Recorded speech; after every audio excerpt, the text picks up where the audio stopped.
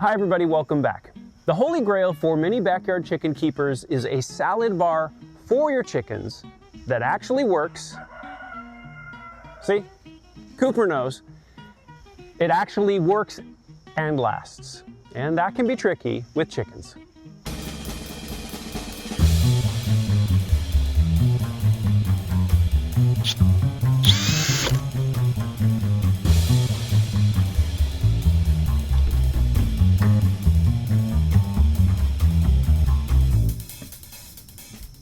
This is an idea that I have been kicking around for years.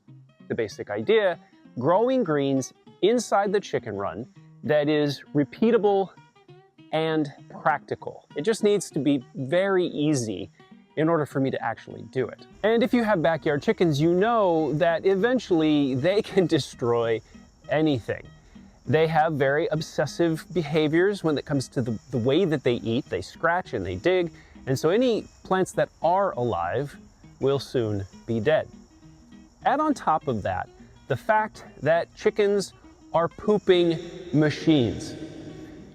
That wouldn't be so bad if it weren't for the fact that chicken manure is incredibly hot. This means it is loaded with nitrogen, and that too kills anything that it comes in contact with.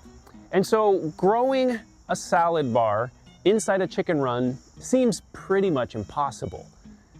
But there are ways to do it. And I have been experimenting. In fact, when I built this brand new run earlier this year, I built a salad bar into the run. And it was a separate area that was cordoned off, that it was protected by a concrete border. And my first pass was basically just kind of a wooden frame with wire over the top of it that allowed the plants to grow through. And it worked really good, and they were very happy. Until I realized that there was no way of keeping it unpoopable. They would climb up there, enjoy it, eat it, and then poop into it. And as I mentioned, that's just, gonna kill the garden. Another method that I tried was just a simple wooden frame on the ground with a wire mesh over the top. This also worked pretty well until it was buried and pooped. And that brings us almost to the present. It was during this time that I realized I should build cold frames, very similar to what a gardener would use to extend the growing season for their garden, and put those in the chicken run. Eureka, right? Well, sorta. Something you should know about me is that I am a trial and error guy, with a personal emphasis on error, because man, I really messed this one up. I had built 7 cold frames, I had put 6 in the run, and I was in the process of literally placing that 7th cold frame in the chicken coop, and I asked myself, what about the poop? What about the poop? I made a huge, tiny mistake. It turns out the chickens loved to lounge about on these cold frames and poop on them. And that was a problem for a couple reasons, but the main reason being, eventually that poop was gonna make its way back into the garden and damage the soil. And back to the drawing board I went.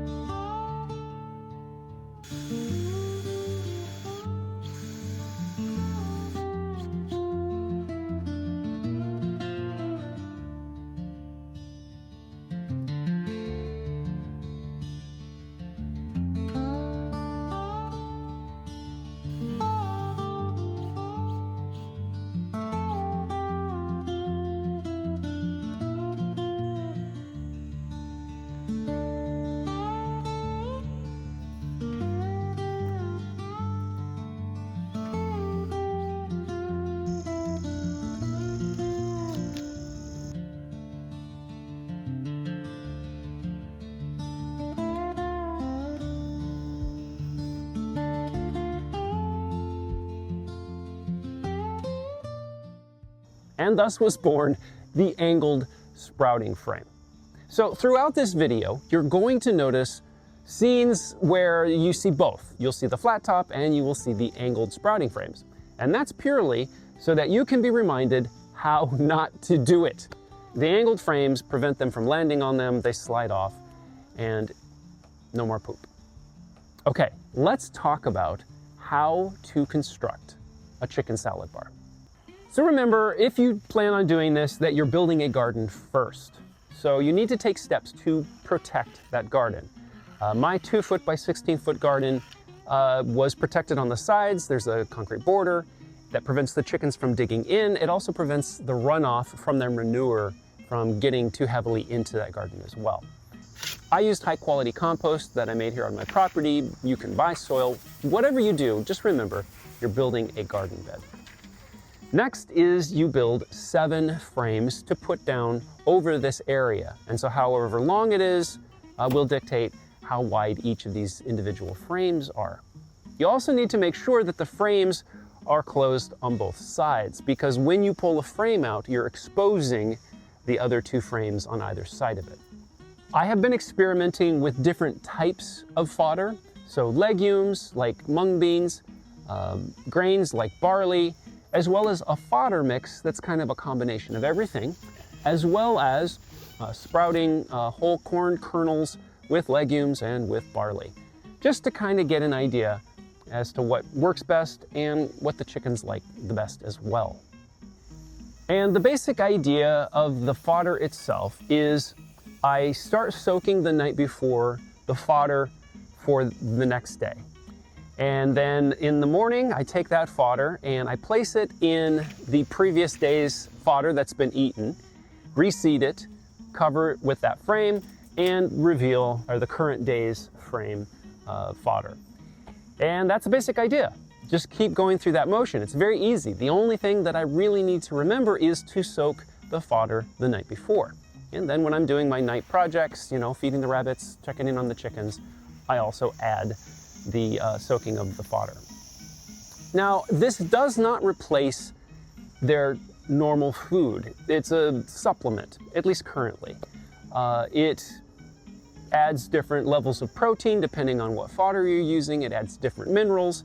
It has different levels of digestibility, but it's all in an effort to diversify my chickens' diets. Obviously, this will do better in warmer weather, but the cold frames will help to extend it earlier in the spring and a little later in the fall. But eventually, at some point, they'll stop working. And at that point, I'll switch totally over to the greens, primarily the kale, that I grow year-round in my greenhouse. And one additional benefit, at least for me, is I view this as sort of resiliency practice. If ever the supply lines were disrupted so much that it was difficult to get chicken feed, well, I've been practicing another way of feeding my chickens. So there you have it.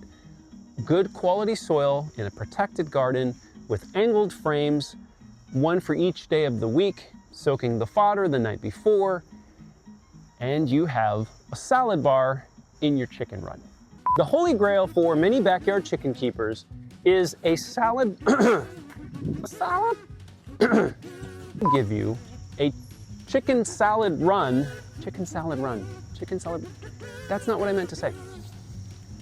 In a way that is repeatable and some other word that I can't remember. That you will see both the flat top and the angled frame. And very clearly ask myself, wow, I do this for a living. A huge thank you to everyone that made it all the way to the end of this video.